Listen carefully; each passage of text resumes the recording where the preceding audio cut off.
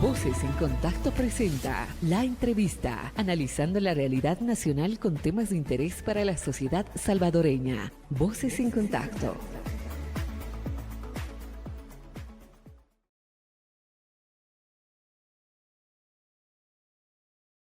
Bienvenidas y bienvenidos a Voces en Contacto para este día donde queremos hablar de temas muy importantes que se mantienen en nuestra agenda. Pero, ¿qué es lo que está pasando en el sector de la salud? ¿Qué es lo que tenemos? Y también, ¿cuáles son las complicaciones para nuestras comunidades y para usted y para estas familias que nos están escuchando a través de la 92.1 FM y la 106.1 FM? Ese tema lo queremos tocar con nuestro invitado. Él es el presidente electo del Colegio Médico, Iván Solano. Doctor, qué gusto volver a tenerlo en este espacio. Muchas gracias por la invitación. Siempre será un placer venir a platicar con ustedes y a través de ARPAS, ¿no? Así es, y es que hablar de salud es hablar de un tema muy importante para las comunidades, para nuestros territorios, para esas familias, doctor, que nos están escuchando, saber qué es lo que está pasando con este sector y más en este año 2025 que se inicia con un presupuesto más bajo, donde decimos hay más despidos y hay más incertidumbre de qué es lo que va a pasar con este sector. Doctor, ¿cómo se encuentra ahorita o cómo está el panorama de este sector? Bueno, en realidad el panorama del sector salud no se ha modificado desde hace mucho, mucho tiempo. Si ustedes recuerdan, durante el movimiento médico que después fue apoyado por la población, en el cual fue el último movimiento social importante en el cual se logró parar la privatización de la salud pública. Un eslogan del colegio médico en ese momento era: el sistema de salud está enfermo, queremos curarlo. Pero quiero decirles de que la enfermedad del sistema de salud, en lugar de ir mejorando, dar muestras de mejoría, ha ido empeorando el estado de salud de nuestro sistema de salud, ¿verdad? No ha habido cambios significativos que nos digan que los problemas que siempre ha tenido el sistema de salud, como es eh, el abastecimiento de medicamentos, insumos médicos, que las citas médicas sean programadas a tiempos adecuados, que las citas de exámenes de laboratorio, exámenes de gabinete que los médicos indican a los pacientes que son atendidos en el sistema público de salud se hagan con la prontitud adecuada, etcétera, etcétera. Eso persiste y lo que es más, se ha profundizado esa enfermedad. Entonces, es un panorama muy sombrío y cuando vemos y analizamos el presupuesto para 2025 de salud, que sabemos que hubo una reducción de 91 millones de dólares en el presupuesto en general, cuando vemos que en el sistema de salud, por lo menos los datos que nos ha dicho el Sindicato de Médicos del Seguro Social, Simetriz, en lo que es, en lo que es la seguridad social, que han renunciado más de 250 médicos especialistas y subespecialistas. Cuando analizamos el ambiente laboral del sector salud, que vemos que están siendo cada vez es un ambiente laboral sumamente tóxico, pues en realidad, respondiéndole a su pregunta, pues vemos que el sistema de salud sigue más enfermo y que si no se trata verdaderamente de darle un tratamiento intensivo y dirigido por especialistas, pues el sistema de salud va a colapsar. Y no vemos que con un presupuesto menor esto vaya a mejorar. Y es que venimos viendo también desde el año pasado, ahí por octubre y noviembre, que se hacían estas marchas blancas, ¿verdad? En la búsqueda también de mantener un presupuesto justo para ese sector, para educación, para salud y para los proyectos sociales en nuestro país. Pero hasta el momento hay una negación también, ¿verdad? No hay una apuesta a estos sectores tan importantes para nuestras comunidades. Doctor, cuando estamos hablando de esta enfermedad, de cómo se encuentra nuestro sistema, también estamos hablando de comunidades que se encuentran abandonadas, con centros de salud que son cerrados, que no tienen medicamentos, no hay un acetaminofén, por ejemplo, Entonces, este panorama, ¿cómo nos afecta también directamente a estas familias que hacen uso de este servicio? Si bien es cierto, en San Salvador puede funcionar de una forma, pero en los diferentes territorios hay otras problemáticas. ¿Cómo se miden esas consecuencias? Bueno, ¿cómo lo podemos medir? Miren, en primer lugar, decir que nuestro sistema de salud público asiste a la mayoría de la población salvadoreña. Un 85 a 90% de la población salvadoreña va al sistema público de salud del Ministerio de Salud. Otro porcentaje un poco más pequeño, bueno, ahí va incluido todo, va a lo que es la seguridad social, a bienestar magisterial, a sanidad militar, etcétera. Y un porcentaje menor es de los que asisten a la medicina privada.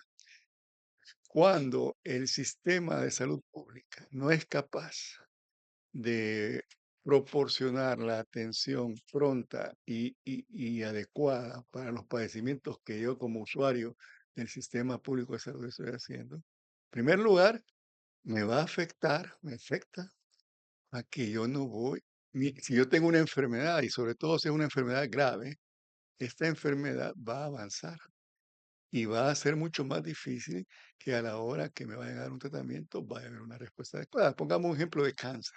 Ok.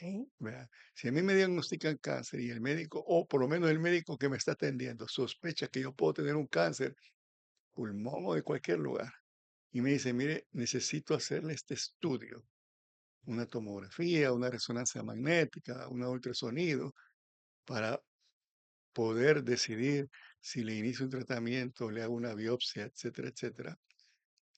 Y me da la orden, cuando yo voy a sacar la cita, me dicen, mire, la cita está para 6, para 12, para 18 meses. Eso me afecta directamente a mi salud porque está poniendo en riesgo mi salud. Lo mismo si yo soy una persona diabética que me dejan un examen especial o si yo padezco el corazón y me dejan un estudio específico. Entonces me va a afectar directamente porque yo no estoy, mi enfermedad no va a esperar hasta cuando el sistema me pueda responder. Va a dilatarse más, va a pasar más el tiempo y eso va a afectarme directamente en mi salud.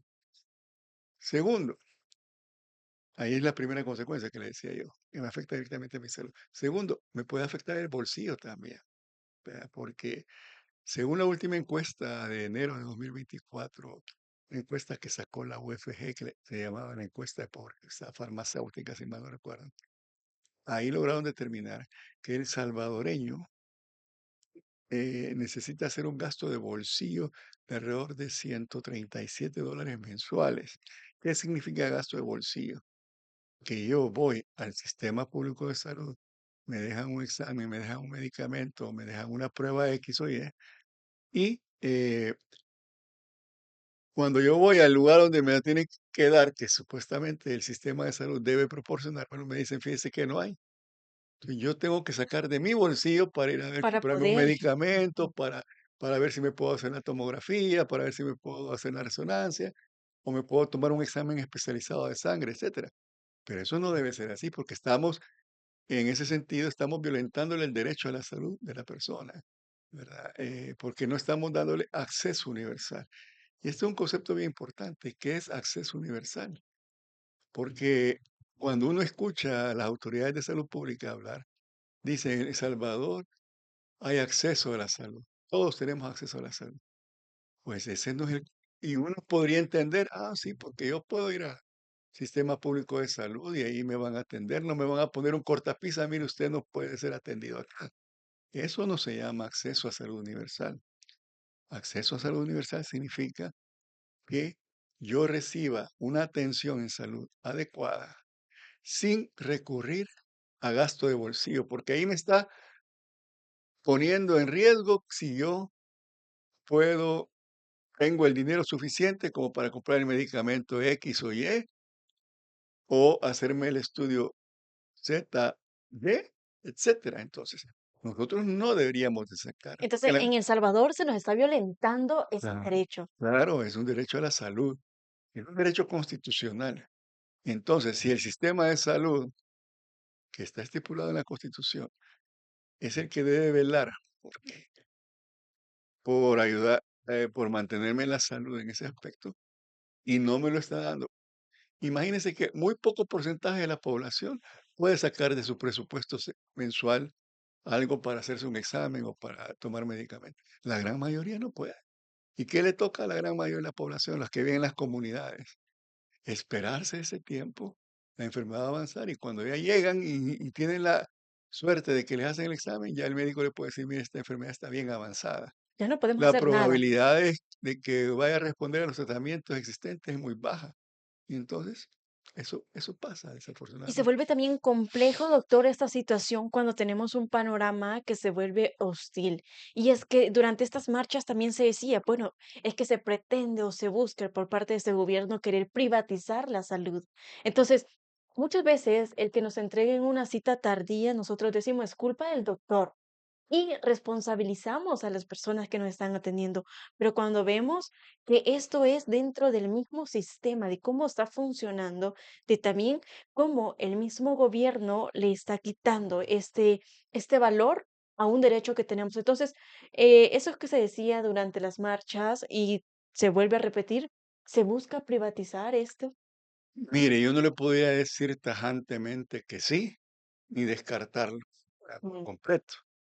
Ahora bien, si uno analiza y ponemos a- comparaciones, por ejemplo, para el 2002, cuando allá, bueno, fue, sí, 2002, pero ya se escuchaba que el gobierno del expresidente Francisco Flores quería privatizar la salud.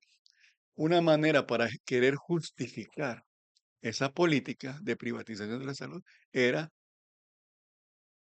crear un caos en el sistema público de salud, que les permitiera decir el discurso, miren, lo público no sirve, solo lo privado sirve.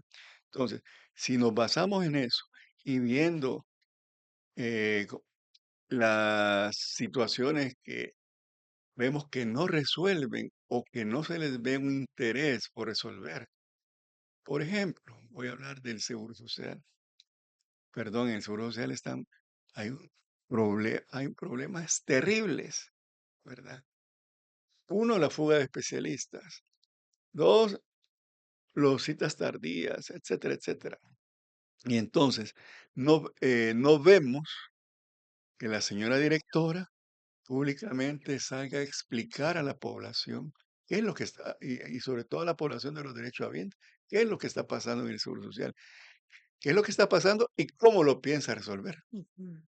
Ustedes no me dejarán mentir cuánto tiempo tendrá la señora directora del seguro social de dar una conferencia de prensa o dar una exposición pública o salir en los medios. ¿Verdad? Y yo creo que ha pasado ya más el tiempo, ella como funcionaria del Seguro Social, de haber sido nombrada como directora del Seguro Social, fuera de los medios que en los medios, dándonos explicaciones. Y ahora que la crisis se está acentuando, es cuando se ha desaparecido por completo. Entonces, y otra cosa que quiero resaltar de lo que usted dijo al principio, la gente al que tiene enfrente, que en este caso es el personal de salud, llámese médico, enfermera, licenciado en laboratorio clínico, en radiología, etcétera, es la que le quieren. El discurso también del gobierno es, miren, es el Él. trabajador de la salud el responsable. Nosotros no, nos están, como decimos en buen salvadoreño, a nosotros nos echan el muerto. Y la gente ha tomado ese discurso de alguna manera. Es decir, pensar que es el trabajador de la salud el responsable de que no haya medicamentos, que las citas sean tardías médicas, que las citas de los exámenes sean tardías, es culpa del personal de salud que lo tiene enfrente. Eso es una gran mentira y es una equivocación de parte de la población. Por eso es bien importante resaltar que el personal de salud no es el responsable de eso. Son las políticas públicas de salud que se han venido implementando los responsables de ese deterioro del sistema de salud. Y cuando vemos que se todavía, como decimos, estamos moribundos y nos quitan más dinero en el presupuesto, es como que le esté quitando el oxígeno al enfermo que necesita el oxígeno. Obviamente, el sistema de salud no va a mejorar o la atención, todos estos problemas que hemos mencionado, no van a mejorar con un recorte presupuestario, sino que hacer va a incrementarse. Ok, doctor, con esta información vamos a hacer una pausa, pero cuando regresemos también vamos a tocar eso que está diciendo el doctor, cómo se ve este sistema de salud en nuestro país, qué implicaciones tiene para nosotras y nosotros que estamos en los territorios, que estamos ahí viendo estas problemáticas. ¿De quién es la responsabilidad? Esto lo vemos después de este pequeño corte. En el corazón de cada comunidad hay una voz que une y fortalece. Las radios comunitarias son más que ondas en el aire, son el pulso de nuestras comunidades. Desde compartir noticias locales hasta promover eventos importantes, la radio comunitaria ofrece un espacio único para la participación activa de la ciudadanía. Aquí, en las radios comunitarias, cada voz cuenta. Escuchar y ser escuchado fortalece la conexión entre la ciudadanía y fomenta un sentido de pertenencia. Las radios comunitarias son un pilar de la democracia, permiten el acceso a la información de calidad, promueven la transparencia y dan la oportunidad de participar en el diálogo público. Con la radio comunitaria, puedes ser parte de la conversación que define tu comunidad. Participa, comparte tus ideas y hazte escuchar, porque en la radio comunitaria cada voz importa. Radios comunitarias, la voz de la comunidad.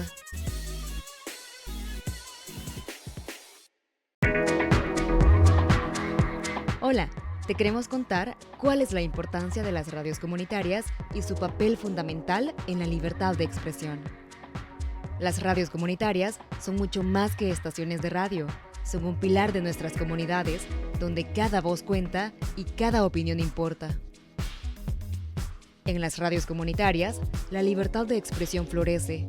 Se promueven debates abiertos, se comparten historias locales y se da visibilidad a temas que a menudo no tienen espacio en los medios tradicionales.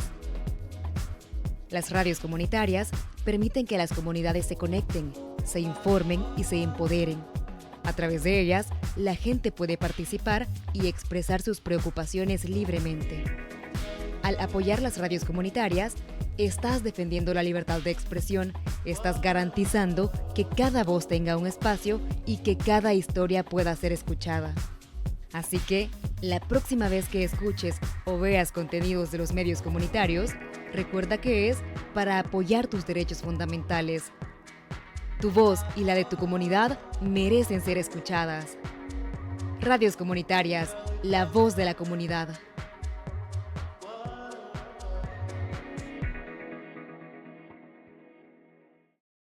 Gracias por seguir con nosotras y nosotros en este espacio donde estamos hablando cómo se encuentra el sistema de salud en nuestro país, pero cómo lo vivimos también en nuestras comunidades, cómo lo vive usted que nos está escuchando en este momento. El doctor Iván Solano, presidente electo del Colegio Médico, se encuentra con nosotros. Y es que, doctor, hablar sobre el sistema de salud es hablar también de un problema muy grande y usted dice es una enfermedad que no se ha podido sanar, que no se puede curar, porque si no es una, es otra también, ¿verdad? Sabemos cómo se encuentran los diferentes centros de salud, pero hay una parte bien importante, el abastecimiento también de medicamentos, el tema de medicinas. ¿Cómo se encuentra, doctor? Si bien es cierto, nos encontramos con bajo presupuesto, pero es un problema que se viene agudizando también hasta el momento de decir que no hay acetaminofén en ciertos centros. Entonces, ¿qué implica esto? No, bueno, en primer lugar, poder darle números o estadísticas del porcentaje de abastecimiento o desabastecimiento que en este momento existe en el sistema de salud pública y el seguro social, no lo puedo decir. Y no lo puedo decir no porque no quiera decirlo, sino porque no hay una fuente de información, no hay transparencia en la información, No tenemos acceso no a tenemos información acceso a pública. información exacto pública en donde nosotros podamos decir, mire, no, ahorita estamos bien, 96, 97%, o por decir algo, o decirle, mire, estamos bien mal. ¿Vea?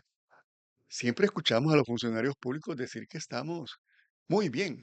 Vea, yo creo que ayer precisamente, platicando con un amigo, me decía de que en una investigación de tipo encuesta, un amigo periodista, tipo encuesta que habían enviado a hacer afuera de los centros de salud cuando venía saliendo la población, y les preguntaban, miren, vienen con todos los medicamentos que le dieron la receta o no se los han dado, etcétera. Hicieron una encuesta de ese tipo.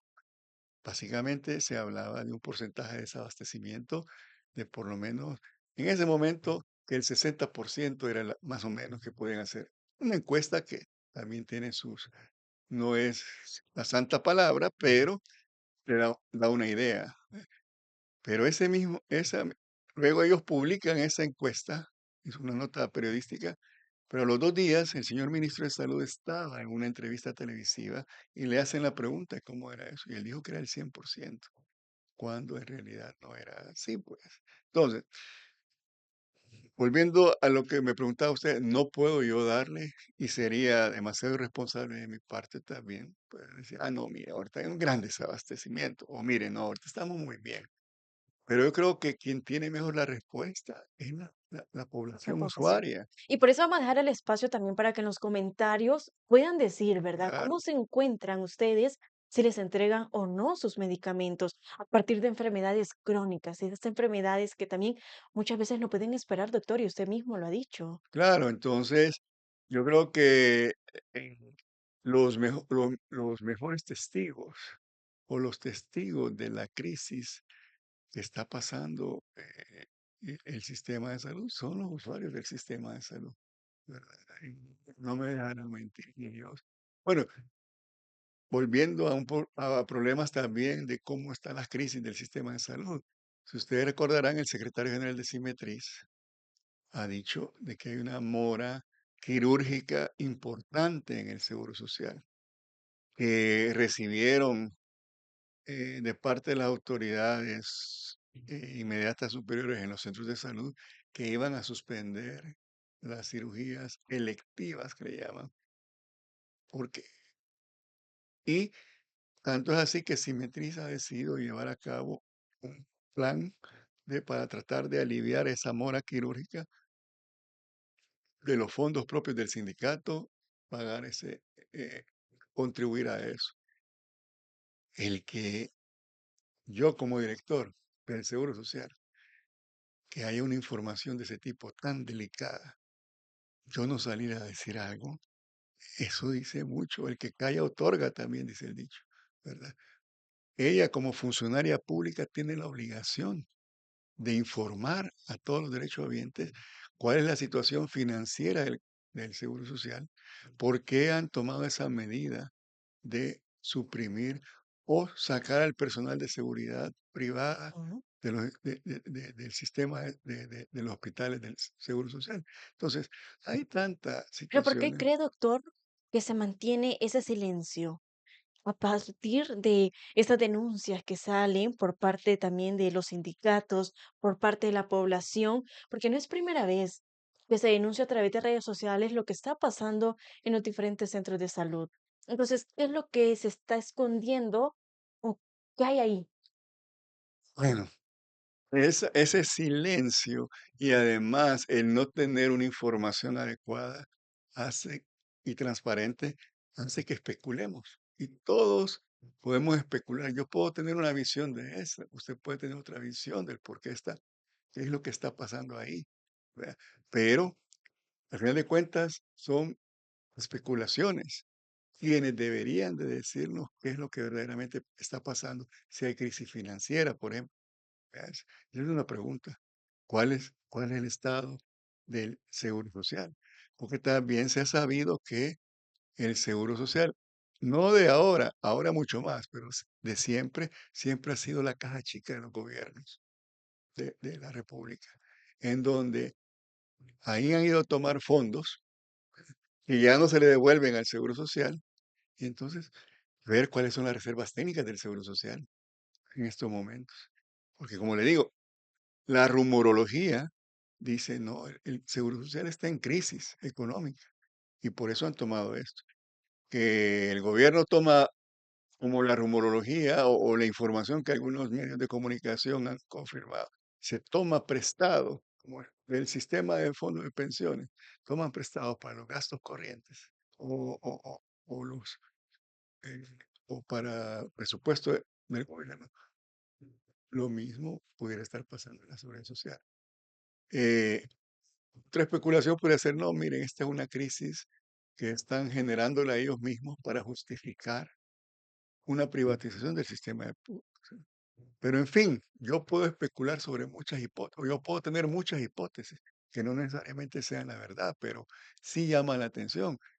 Y luego cuando analizamos el estilo que ha tenido este gobierno desde 2019, donde se ha bloqueado el acceso a la información pública, hay restricciones eh, que dan reserva a información que no debería, que es pública y que no debería ser reservada porque son información que nosotros como salvadoreños que somos y que pagamos impuestos están utilizando nuestro dinero y que tenemos derecho a saber en qué se está utilizando. Pues esta ha sido una táctica muy, un estilo, digamos, de este gobierno, de os- hacer las cosas oscuras. Y que nosotros estemos solamente creyendo por fe de que las cosas las están haciendo bien. Y cómo esta crisis también nos está afectando a esta población, este doctor, cuando estamos hablando de estas áreas, ¿verdad? O de las zonas rurales en nuestro país. Sabemos que hoy los departamentos también se vuelven en distritos. Hay un tema, ¿verdad? De cómo estos municipios se vuelven distritos, pero también se deja por un lado la importancia, el tema de los derechos humanos, el tema de un derecho a la salud, a la educación, y que estamos viendo muchas implicaciones. ¿Cómo se encuentran estas zonas rurales? Si ustedes tienen algún dato de que se pueda manejar y que también se pueda también, y nuestros escuchantes puedan saber, ¿verdad?, cómo está la situación en esos lados. Bueno, comienzo con la misma respuesta que le di anterior. No lo sabemos porque no tenemos información pública. Si usted hace una solicitud al Instituto de Acceso a Información Pública o a la oficina, OIR se llaman, ¿no? Pues pidiendo esa información le dicen que no, o no la tienen o es información reservada, etcétera, etcétera. ¿Qué riesgos entonces implica que nosotros no conozcamos estos procesos? En primer lugar, es la falta de acceso a la información que como ciudadanos nos están violentando ese derecho a la información, ¿verdad? En segundo lugar, obviamente, yo lo que le puedo decir es que sabemos que la política de la actual gestión ha sido desbalancear. Recordemos que un sistema de salud tiene tres niveles: el terciario, que es el de hospitales y con más complejo; el secundario, que son hospitales de segundo nivel, con un menor nivel de complejidad, donde no se pueden resolver todos los problemas, pero sí en el tercer nivel; y el primer nivel, que es la atención primaria de salud. Entonces, cuando vemos, en realidad, el sistema de salud debería darle prioridad al primer nivel, a la atención primaria, a la educación en salud, a la educación en prevención de la enfermedad. No tener, ¿de qué me sirve tener un hospital muy lindo, con la última tecnología disponible, pero que uno no tengo ni siquiera lo más básico, por ejemplo, como puede hacer una acetaminofén en ese hospital, ¿verdad? O los hilos de sutura se han quedado y los colegas no pueden operar, etcétera, etcétera. O sea, esos son elefantes blancos, ¿entiendes? Que muy bonitos se ven por fuera, pero por dentro no solucionan los problemas de salud, por un lado. Segundo, es mucho más caro darle prioridad al sistema de atención terciaria, porque atender enfermedades es mucho más caro que el prevenir las enfermedades, ¿verdad? Entonces, nosotros hemos visto que buscan darle prioridad al tercer nivel, pero que han venido disminuyendo presupuestos, cerrando centros de atención primaria, los famosos ECOS, Ujú. ¿verdad? Entonces, todo eso no es lo más adecuado. Va a contribuir al deterioro de esto. Y otro punto que me gustaría tocar antes de una pausa es el hecho de que, ¿sabe usted cuál es el pecado original de nuestro sistema de salud? ¿Cuál es? Y no es el de Adán y Eva, ¿verdad? Sino que es el hecho que, y ese es pecado original por eso le digo yo, el pecado original siempre ha existido, sea en los tiempos del PCN, del PRU, de Arena, del FMLN y de esto, de nuevas ideas. No existe un plan nacional de salud. Nunca se ha construido un plan nacional de salud que establezca objetivos a corto, mediano y largo plazo, que establezca una hoja de ruta que nos diga que independientemente quién esté en el poder ejecutivo, se va a seguir ese camino. porque ustedes no me dejarán mentir, ahora escucha, de que siempre que llega un nuevo gobierno, en el área de salud, en todas las áreas sucede, pero en el área de salud, borra y mete debajo del tapete o de la alfombra todo lo que hizo el gobierno anterior, incluso del mismo partido, porque así pasó también en la transición del gobierno de la doctora María Isabel Rodríguez con la doctora Violeta Mengíbar, cuando fueron ministros de salud. Incluso pueden ser del mismo partido, pero cambiaron de presidencia, votan lo bueno que pudo haber tenido las políticas públicas de salud del anterior gobierno y piensan que tienen la varita mágica y en una noche trasnochada dicen, ok, ya esta es la solución de los problemas de salud. Y no toman en cuenta a los actores del sistema de salud, que es el trabajador de la salud. Ni siquiera toman en cuenta a las universidades que producen nuevos profesionales de salud. Debe de construirse este Plan Nacional de Salud con los actores del sistema de salud. Y después, los políticos ponerse de acuerdo de que deben de seguir eso. No existe un plan del sistema de salud en nuestro país, que eso también se vuelve grave cuando los problemas los estamos viendo todos los días. Vamos a hacer una pausa. Cuando regresemos vamos a tocar también un elemento muy importante, doctor, y es que hablar de minería metálica, qué riesgos trae para nuestra salud y a ustedes en las diferentes comunidades. En el corazón de cada comunidad hay una voz que une y fortalece. Las radios comunitarias son más que ondas en el aire, son el pulso de nuestras comunidades. Desde compartir noticias locales hasta promover eventos importantes, la radio comunitaria ofrece un espacio único para la participación activa de la ciudadanía. Aquí, en las radios comunitarias, cada voz cuenta. Escuchar y ser escuchado fortalece la conexión entre la ciudadanía y fomenta un sentido de pertenencia. Las radios comunitarias son un pilar de la democracia, permiten el acceso a la información de calidad, promueven la transparencia y dan la oportunidad de participar en el diálogo público. Con la radio comunitaria, puedes ser parte de la conversación que define tu comunidad.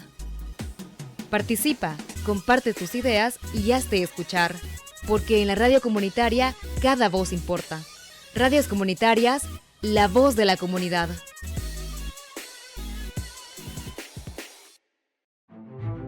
Hoy te contaremos cómo las radios comunitarias impulsan el desarrollo de nuestras comunidades. Las radios comunitarias son una plataforma vital para emprendimientos locales, ya sea de juventudes o mujeres. Ofrecen visibilidad y apoyo para que estas iniciativas puedan crecer y prosperar. Las radios comunitarias también dinamizan la economía, promoviendo eventos y ferias, fomentando el comercio local y creando oportunidades para que los negocios crezcan. Además, juegan un papel crucial en la educación. A través de campañas informativas y programas educativos, brindan conocimientos sobre salud, medio ambiente, equidad de género, organización social y derechos humanos. Los medios comunitarios son escuelas de la vida, donde niñas, niños y juventudes aprenden sobre medios y comunicación y adquieren habilidades que les servirán toda la vida. Las radios comunitarias colaboran para resolver los problemas que se viven en las comunidades, como falta de agua potable, mal estado de las calles, problemas de recolección de basura, falta de medicamentos en las unidades de salud y otros, para buscar mejorar la calidad de vida de todas y todos. La próxima vez que escuches o veas contenido de los medios comunitarios, recuerda que es para apoyar el crecimiento y desarrollo de tu comunidad. Radios comunitarias, la voz de la comunidad. Gracias por seguir con nosotras y nosotros y vamos a hablar ahora sobre el tema de la minería metálica. Desde el pasado 23 de diciembre se viene tocando este tema, pero ¿qué implica para nuestras comunidades cuando estamos hablando del tema más importante y es salud? Muchas implicaciones tiene la minería metálica, pero en este sector, en este momento, doctor, hablar de esto también es grave. ¿Qué implica tener minería metálica en un país tan pequeño, tan vulnerable incluso con poca agua? Pues definitivamente nosotros como colegio médico, en la junta directiva actual que está presidida por el doctor Roberto Montoya, si mal no recuerdo, el 10 de febrero, recién pasado, establecimos una declaración, una conferencia de prensa donde establecimos nuestra posición técnica y donde podemos concluir que la minería metálica es la principal amenaza a la salud pública para el 2025 en nuestro país. Su servidor, desde que escuchamos en una cadena nacional al señor presidente decir que éramos bendecidos por Dios, Que gracias a Dios tenemos oro. exacto, y que no deberíamos desaprovechar esa oportunidad. Ustedes recordarán esa cadena nacional. Pues su servidor escribió un artículo de opinión en El Faro, la revista El Faro, que se llamaba La minería metálica y sus implicaciones en la salud pública. Una vez se da el proceso express, sin discusión, de la ley de minería metálica, hicimos otro artículo de opinión donde hablamos también, apareció en la prensa gráfica, ¿no? Ahí hablábamos un poco de las implicaciones de salud, en la salud pública. Dicho esto, como antecedente, pues fíjense varias cosas. En primer lugar, ¿cuáles son las implicaciones de la salud pública? De una acción, de una industria extractiva, ¿no? Porque muchos dirán, y ya nos han comenzado a decir en redes sociales, como es costumbre, ¿y qué tienen que andar haciendo los médicos hablando de minería metálica si no son economistas, no son esto y lo otro? Pues tenemos mucho que hablar y decir. ¿Por qué? La Organización Mundial de la Salud, desde 2022, ha promocionado un abordaje holístico de la salud y le llaman a ese abordaje una sola salud. ¿Y qué implica eso de una sola salud? Que la salud humana, la salud animal y la salud del medio ambiente están interrelacionadas y que si algo afecta a una de estas tres áreas, va a afectar ineludiblemente a las otras dos áreas. Por lo tanto, hace un llamado a la Organización Mundial de la Salud a que el abordaje de los problemas de este tipo debe ser un abordaje donde participen, que sea una participación intersectorial e interinstitucional para proponer soluciones a los problemas. Eso por un lado, entonces, eso nos permite a nosotros como colegio médico donde aglutinamos a 45 filiales de médicos especialistas y subespecialistas, así como médicos generales, a dar nuestra opinión técnica. Segundo punto, ya hablando propiamente de las implicaciones en salud pública. En primer lugar, salud mental. Eh, lo hablábamos reciente. No me pueden, creo que no me pueden dejar mentir la población que vive en la zona donde por lo poco que sabemos, se pretende llevar a cabo actividades de minería, como es la zona de Cabañas, como es la zona de La Unión, que al momento tienen antecedentes de esa industria extractiva. La población que vive en esa zona vive en un estado de estrés, porque pues, primero porque ven amenazados de manera directa que sufrir problemas de salud de manera directa, la falta de acceso a agua potable. Y tercero, la inseguridad, que es que puede hacer que hasta los desalojen de sus tierras y dónde se van a ir a vivir estas personas, Sin sin alternativas. alternativas. Entonces, eso le genera un estrés. Y si yo estoy estresado desde el punto de vista psicológico, eso me afecta en mi salud, ¿verdad? Sabemos que el estrés es un importante modificador de nuestro sistema de defensa, que si nosotros mantenemos niveles de estrés elevados, va a favorecer a que mis defensas bajen y yo que sea más propenso a enfermedades como la hipertensión arterial, la diabetes mellitus, etcétera. Segundo punto, los trabajadores Ujú. directamente que trabajan en la industria extractiva sufren enfermedades.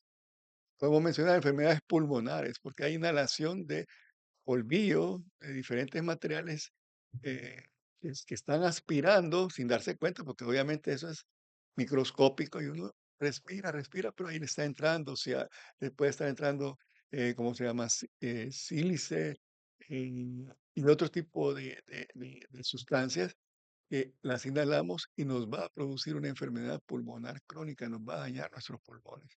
Y con el paso del tiempo nos vamos a volver inválidos pulmonares, que no vamos a poder subsistir si no es con oxígeno, porque todos nuestros pulmones, así como el tabaco, Ujú. en sentido figurado, ennegrece nuestros pulmones, ¿verdad? El humo producido por el cigarrillo y otras hierbas, como diríamos, eh, también el hecho de estar inhalando ese tipo de material que es tóxico para nuestros pulmones nos va a poner a nuestros pulmones blancos, llenos de muchas cicatrices pulmonares que van a impedir que yo pueda respirar normalmente. Además, va a haber un mayor incremento de cáncer de pulmón, ¿verdad? Problemas dermatológicos, el contacto con ese polvillo y todo eso pues, puede desencadenar problemas dermatológicos, cáncer de piel, etcétera. Si vamos a los problemas de la falta de acceso a agua potable, ya de por sí nuestro país está sometido a un estrés hídrico ya reconocido a nivel mundial, como somos uno de los países con mayor estrés hídrico. Esto va a venir a ser un mayor problema, ¿verdad? Para la población tener acceso a agua potable. Y recuerdo yo que el señor presidente decía en una de sus alocuciones a favor de la minería, los ambientalistas se quejan porque los ríos están, porque vamos a contaminar los ríos y no ya están contaminados con heces fecales y un montón de cosas que mencionó. Pero mire, es como que si yo tenga a un paciente moribundo, ¿verdad? Ujú. Y entonces, No importa. si se va a morir, mejor le quito el oxígeno. O sea, que él le está dando vida en ese momento. Lo mismo haría con la minería, sería el tiro de gracia, ¿verdad? Ok, doctor, sabemos también que hay muchas comunidades que no tienen acceso a agua potable y que, obviamente hacen uso de las aguas de los ríos, de las quebradas que pasan cercanas, pero esto, el tema de la minería, también va a contaminar estas zonas. ¿Eso cómo agrava también este problema? Imagínense que, usted bien lo dice, hay muchas comunidades cercanas a esa área que utilizan ese tipo de agua, pero ya contaminada. No van a tener el suficiente dinero para estar comprando o van a mandar pipas chéveres a, Ujú. a los lugares, ¿verdad? Va a ser, ¿cómo se llama? Que usted va a tener que sacar más de su bolsillo para Y poder, y económicamente, económicamente en la pobreza. Entonces, no voy a tener salida a estar ingiriendo para lavar mis cosas, para cultivar, etcétera, las cosas de consumo diario. Nos vamos a estar comiendo, nos vamos a estar tomando material tóxico que nos va a causar enfermedad, etcétera. Entonces, en ese sentido, por eso y muchas razones más, este país no debe proceder a ese tipo de industria extractiva. ok, doctor, como se nos está acabando el tiempo, hablar sobre minería metálica es hablar de un tema muy amplio, muy delicado también, para que ustedes conozcan qué es lo que pasa el que se den este tipo de proyectos extractivistas. Pero para cerrar, doctor, la última pregunta que tenemos, hablar de minería metálica es hablar de muerte y muchas personas lo han dicho, técnicamente y científicamente está comprobado que eso no se puede dar en nuestro país. El sistema de salud en nuestro país se está preparando para este tipo de enfermedades, para todo lo que se viene cuando ya se aprobó una ley y que en este 2025, pues la sorpresa es un presupuesto menor. Pues usted mismo se da la respuesta, no estamos preparados. Y sobre todo cuando vemos que esta ley no se tomó en cuenta, o por lo menos no vimos una opinión, aparte que la opinión de la población, que sabemos que las encuestas dicen que estamos en contra de la minería, la mayoría de la población salvadoreña, no escuchamos al señor ministro de Salud, al señor ministro del Medio Ambiente, al señor presidente de la Autoridad Nacional del Agua, si es adecuado o no la minería metálica en nuestro país. Y bajo ese abordaje holístico que le digo yo, que deben de ser tomados en cuenta y escuchar sus opiniones, ¿verdad? Para ver si vale la pena que esa actividad económica se ponga en nuestro país, pues no lo escuchamos. Entonces, definitivamente, si no se han pronunciado cuando deberían de haberse pronunciado, difícilmente, teniendo sentido común, voy a esperar yo que el señor ministro nos esté informando con transparencia y a tiempo de consecuencia del incremento de enfermedades que se están dando en las zonas mineras o escuchando al señor ministro del Medio Ambiente hablando de los problemas que se está ocasionando en la contaminación de las fuentes y mantos acuíferos, etcétera. Entonces, definitivamente no estamos preparados. para ese tipo, asumir esos costos en salud que trae la minería metálica. Ok, doctor, no estar preparados también nos ponen alerta ante estas nuevas leyes que se están aprobando sin consulta popular. Y es que ahí tenemos también en esta mano la minería metálica. ¿Qué tenemos que hacer nosotras y nosotros en las comunidades? Doctor, muchísimas gracias por haber estado con nosotros en este espacio. No, muchas gracias a usted y un gusto siempre estar acá y cuando consideren pertinente, aquí estaremos. Ok, muchísimas gracias también a usted que ha estado con nosotros a través de las redes sociales.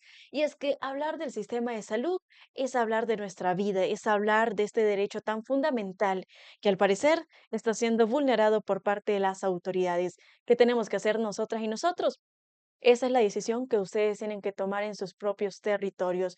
La defensa del territorio y la defensa también del sistema de salud, de la educación y hoy que estamos hablando de la minería metálica, corresponde también en una lucha de cada uno de nosotros. Soy Katy Ventura y nos escuchamos en una próxima entrevista. Voces en Contacto presentó La Entrevista, analizando la realidad nacional con temas de interés para la sociedad salvadoreña.